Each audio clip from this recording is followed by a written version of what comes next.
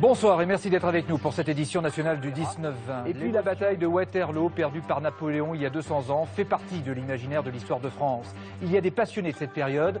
Nous irons à la rencontre d'un fabricant de costumes d'époque. Waterloo, du nom de la célèbre plaine en Belgique où il y a 200 ans les troupes de Napoléon avaient été battues, va renouer avec son histoire jusqu'à jeudi, la date anniversaire. La bataille de Waterloo, qui avait fait 10 000 morts, fera l'objet de reconstitutions pour l'occasion. Sur le site même, en Belgique, des milliers de figurants y sont attendus, passionnés de cette page d'histoire.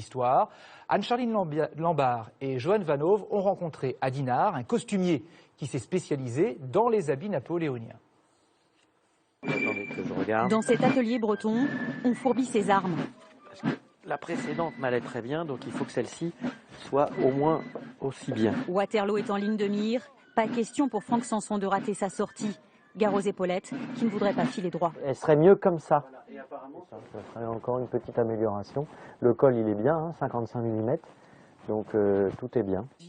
Pour incarner Napoléon dans sa dernière bataille, il a commandé une nouvelle veste, la 5e du genre. C'est bien, c'est bien. Elle sera sur le champ de bataille à Waterloo. Sa carrière d'empereur, il la doit à cet homme discret. Il est le costumier officiel de Napoléon. Ça fait 10 ans qu'on fabrique des costumes pour tous les bicentenaires. Et là, Waterloo, c'est la fin, l'ultime manifestation. La collaboration a commencé lors d'un passage dans cette boutique. À l'époque, Yves Guinut, ancien teinturier, loue des déguisements. Et la rencontre entre les deux hommes va faire mouche. Dans cette vitrine, il y avait l'uniforme de Napoléon. Je me suis dit, tiens, je vais me faire un uniforme de Napoléon sur mesure, parce que c'est très beau, mais je voulais le mettre sur un mannequin.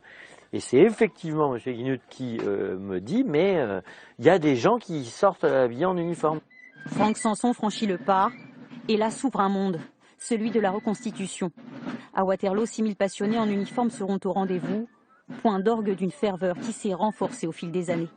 Pour habiller son homme, mieux vaut ne pas regarder à la dépense.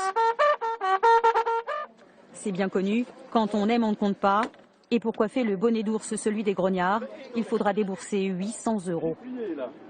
C'est encore assez léger, hein. Il tient bien la tête, il y en a des plus lourds, ça dépend de la façon dont il a été confectionné en fait. Comptez 420 € pour ce casque de carabinier, ou 830 € pour cette veste de chasseur à cheval, un modèle très demandé, du sur-mesure, mais avec une limite, celle de la véracité historique. On regarde par rapport à des tableaux pour voir si ce qu'il a commandé a vraiment existé, vraiment un costume réalisé correctement, quoi. Vous veillez à la rigueur historique. Toujours, toujours, au bouton près, au diamètre près.